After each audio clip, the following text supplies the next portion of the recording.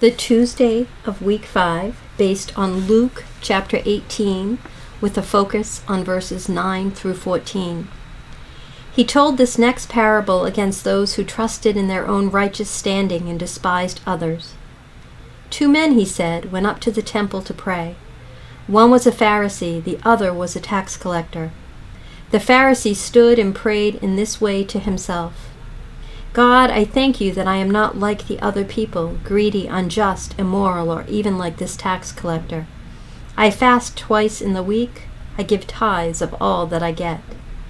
But the tax collector stood a long way off and didn't even want to raise his eyes to heaven.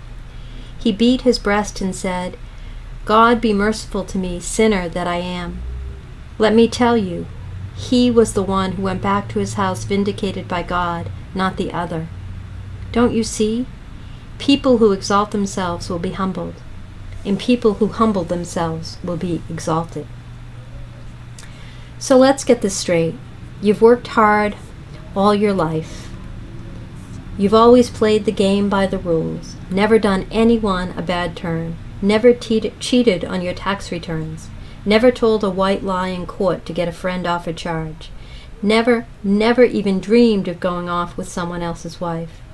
And yes, you've always known what the law required, studied it carefully, listened to the best teachers, done your best to keep yourself and your family absolutely on track. If the law says you fast on Wednesdays and Fridays, then you fast on Wednesdays and Fridays. If the law says you calculate exactly 1/10 of all your income and give that to God, that's what you do. Something of a sigh of relief, isn't it? You now know that when you go up to the temple to say your prayers, you're in the clear. God is going to be very happy that you're there.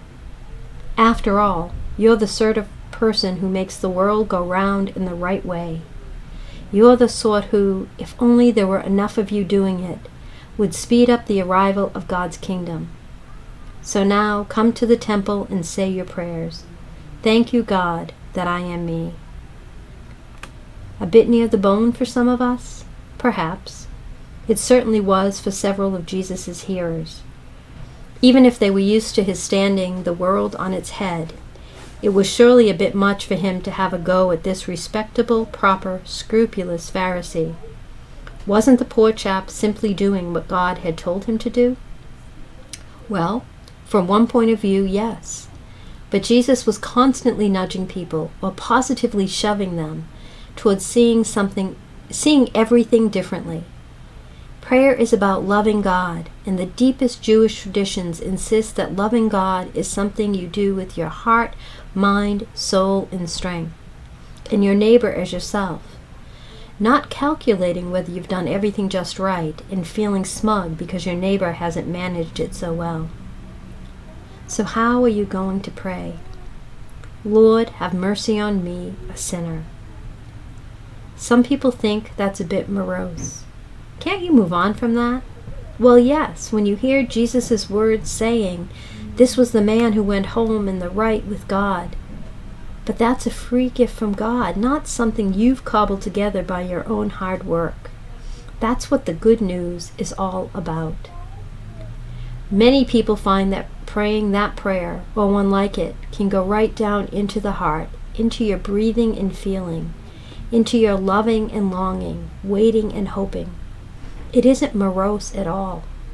It looks with love and gratitude to Jesus himself, and constantly turns away from its own achievements to accept and celebrate God's grace.